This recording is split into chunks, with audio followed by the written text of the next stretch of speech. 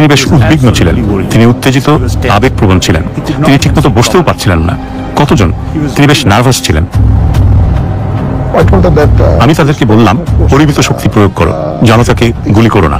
জুলাইয়ে শিক্ষার্থীদের বিক্ষোভ দমাতে হেলিকপ্টার থেকে গুলির নির্দেশ দিয়েছিলেন সাবেক প্রধানমন্ত্রী শেখ হাসিনা।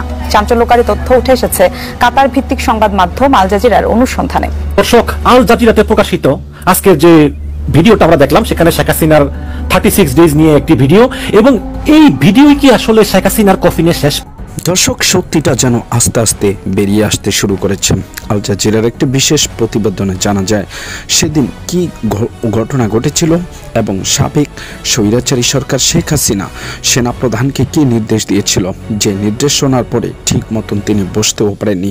আল জাজিরার এই বিশেষ প্রতিবেদনে উঠে এসেছে শেখ হাসিনার লাস্ট 36 দিনের একটি বিশেষ প্রতিবেদন, যেখানে জানা যায় যে শেখ হাসিনা কিভাবে সেনাপ্রধান ও পুলিশদেরকে ম্যানেজ করে চলছেন।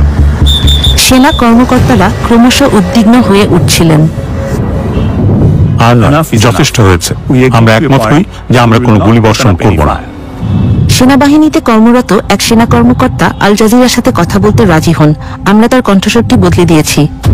যদি গুলির নির্দেশ আসে, আমরা বিট্রে করব, আদেশ অমান্য করব না।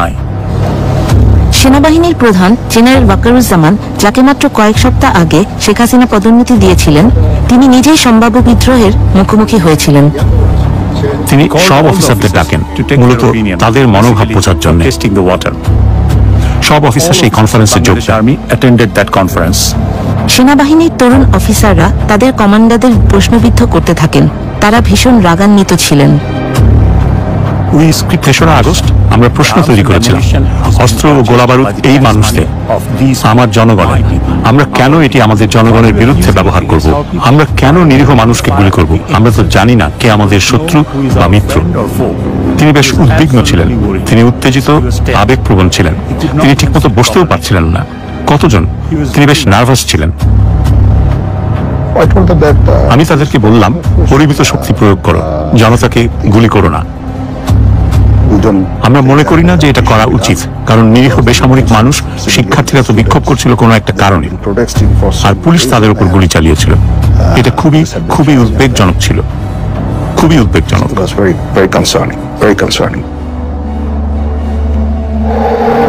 গোপন ফোন রেকর্ড আরো সাক্ষ্য দেয়, শেখ হাসিনার একটি চেইন অফ কমান্ড ছিল। এবারে কোনো কথা নাই, এবার একবার শুরু করে দিবা, দেওয়া দিলে বলতে থাকবে। হাসিনার ব্যক্তিগত সামরিক সচিব কর্নেল রাজীবকে একটি ফাঁদ পাতার নির্দেশ দেওয়া হয়।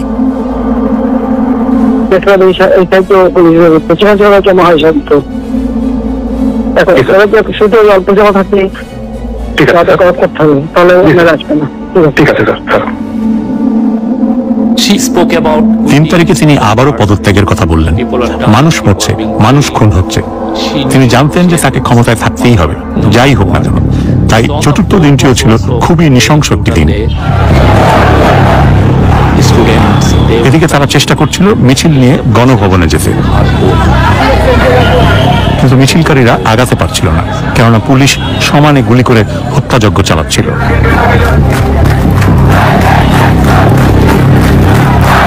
4 আগস্টের মধ্যে হাজার হাজার মানুষ গণভবন অভিমুখে মিছিল করে আসার প্রস্তুতি নেয়। হাসিনা তার নিরাপত্তা প্রধানদের সাথে সর্বশেষ বৈঠকটি করেন। তিনি সেনাবাহিনী প্রধানকে বলছিলেন, কেন আপনি গুলি করে সব মানুষকে সরিয়ে দিচ্ছেন না? পুলিশ খুব ভালো কাজ করছে, তারা মানুষদের হত্যা করছে। আপনার উচিত হত্যা করে হলেও আমাকে ক্ষমতায় রাখার চেষ্টা করা। অবশেষে সেনাপ্রধান, নৌবাহিনী প্রধান এবং বিমান বাহিনী প্রধান ও অন্যান্য ঊর্ধ্বতন কর্মকর্তারা অস্বীকার করলেন যে তারা এটা করতে পারবেন না, কারণ সেখানে হাজার হাজার মানুষ আছে। আমরা আমাদের নিজেদের লোকজনকে মারতে পারি না, এবং তারপরেও তিনি পদত্যাগে রাজি হচ্ছিলেন না। এক সময় আমি তাকে বলেছিলাম যে এটা কোথাও যাচ্ছে না, কোথাও না। সুতরাং এটুকুই, এটা কোথাও যাচ্ছে না। তাই আপনাকে রাজনীতিবিদদের সাথে কথা বলতে হবে, বিষয়গুলো ভিন্নভাবে সামাল দিতে হবে। এটা কোনো উপায় নয়। দর্শক, আল জাজিরাতে প্রকাশিত আজকের যে ভিডিওটা আমরা দেখলাম, সেখানে শেখ হাসিনার 36 ডেজ নিয়ে একটি ভিডিও, এবং এই ভিডিওই কি আসলে শেখ হাসিনার কফিনের শেষ পেরেক? এই প্রশ্নটা আমার থাকবে এবং এটার উপরে ভিত্তি করে আলোচনা থাকবে। দেখুন, আমরা শেখ হাসিনার বিরুদ্ধে প্রথম ডকুমেন্টেড একটা রিপোর্ট পাই জাতিসংঘের থেকে। যেহেতু জাতিসংঘ এটা ডকুমেন্টেড করেছে, তারা ভিডিও করে প্রকাশ করেনি, এই জন্য আমরা অনেকেই সেটা পড়িনি, এবং যেহেতু এটা ইংলিশে লিখেছে অনেকেই আমরা সেটা জানি না, এবং এটা অনেক বড় একটা বইয়ের মতো। এটা হচ্ছে একটা ডকুমেন্টেড দলিল। কিন্তু তারপর আমরা দেখলাম যে কিছুদিন আগে বিবিসি একটা ডিটেলস একটা রিপোর্ট করেছে, এবং সেই রিপোর্টে বিবিসি দেখিয়েছে যে কিভাবে শেখ হাসিনা নির্দেশ দিচ্ছেন মানুষের উপর গুলি করার জন্য, এবং বিবিসি সেটা কিন্তু পরীক্ষা করে দেখেছে যে এটা আসলে শেখ হাসিনার গলা। এবং এই আল জাজিরা রিপোর্টটা আমি বলবো যে এখন পর্যন্ত শ্রেষ্ঠ একটা রিপোর্ট, এবং এই রিপোর্টটা সবারই দেখা উচিত। এবং ধন্যবাদ জানাই আল জাজিরাকে যে তারা 2-3 বছর আগে কিন্তু all the prime minister man নামে একটা ডকুমেন্টারি করে প্রথম এই শেখ হাসিনার এবং তার সেনাপ্রধান আজিজের মুখ সম্মোচন করে দিয়েছিল। এবং এবার আজকে এই আল জাজিরা যে রিপোর্ট করলো, এতে আমরা অনেক কিছু জানলাম যেটা আমরা আগে জানতাম না। এবং এই আল জাজিরা রিপোর্টটা কেন অন্য রিপোর্ট থেকে আলাদা, আমি যদি একটু বিশ্লেষণ করি, আমরা দেখবো যে সেখানে শেখ হাসিনার অনেকগুলো ফোন কনভারসেশন, সালমান এফ রহমানের ফোন কনভারসেশন, এমনকি পুলিশের প্রধান মামুনের ফোন কনভারসেশন, যা ইতিপূর্বে কিন্তু আমরা এর আগে দেখিনি। আমরা একটা করে শুনতে চাই। প্রথমে আমরা শুনবো ছাত্রলীগের সেক্রেটারি শেখ ওয়ালিউর রহমান ইনান, তার সঙ্গে শেখ হাসিনা কনভারসেশন করতেছে, এবং ছাত্রলীগের সাধারণ সম্পাদক ইনানের সঙ্গে শেখ হাসিনার কনভারসেশন শুনবো। এবং এই কনভারসেশনে শেখ হাসিনা ইনানকে নির্দেশ দিচ্ছেন যাতে ছাত্রলীগ আন্দোলনকারীদেরকে কঠোর হস্তে দমন করে।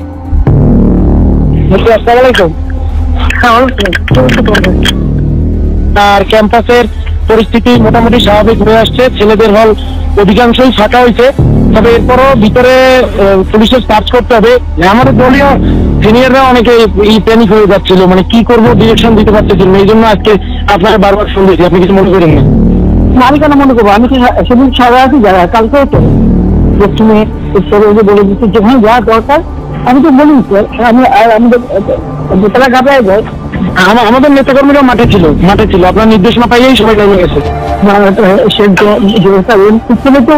সবচেয়ে আশঙ্কাজনক হলো যে সব অন্য একটা সৈনিক কাজ করতেছে দেখে, যারা জঙ্গি সন্ত্রাসী তাদেরকে আমার কোনো সুযোগই দিতে চাই না। এটাই বেস্ট ডিসিশন, আমি তো জানি, আমি তো আন্দোলন সংগ্রাম করে পড়তে আসছি। এরপর 16 জুলাই যখন পুলিশের গুলিতে আবু সাইদ মারা যায়, সেই আবু সাইদের পোস্টমর্টেম রিপোর্ট ঘুরিয়ে দেওয়ার জন্য চিকিৎসকের উপর চাপ প্রয়োগ করা হয়, এবং এই সংক্রান্ত একটা টেলিফোন কনভারসেশনও ফাঁস হয়েছে, যেখানে আমরা দেখেছি যে শেখ হাসিনার উপদেষ্টা সালমান এফ রহমান তিনি পুলিশের প্রধানকে ফোন করে বলতেছেন যে এই রিপোর্টটা আসলে যাতে পরিবর্তন করা হয়। এটা আমরা আল জাজিরার প্রতিবেদনে দেখেছি।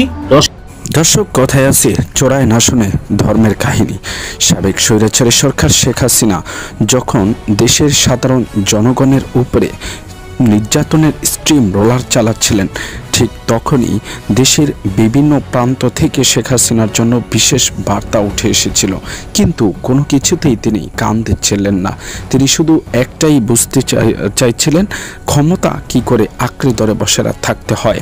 সেজন্য তিনি সাধারণ ছাত্র জনতা ও সাধারণ মানুষের উপরে নির্বিচারে গুলি চালিয়েছিলেন। আর সে সকল গুলির প্রতিবাদেই ছাত্র জনতা যে বিক্ষুব্ধ হয়েছে, আর সেটির কারণেই তাকে দেশ ছেড়ে পালাতে তিনি বাধ্য হয়েছিলেন। সাবেক স্বৈরাচারী সরকারকে নিয়ে সেনাপ্রধানের যে মন্তব্য, সেটি শোনার পরে আপনাদের মতামত কি অবশ্যই জানাবেন কমেন্টস বক্সে। আর হ্যাঁ দর্শক, এরকম নিত্য নতুন ভিডিও পেতে অবশ্যই চ্যানেলটিকে সাবস্ক্রাইব করে পাশে রাখা বেল বাটনটি অন করে দিবেন। আজকের মতো এখানে বিদায় নিচ্ছি, দেখা হবে অন্য কোনো ভিডিও।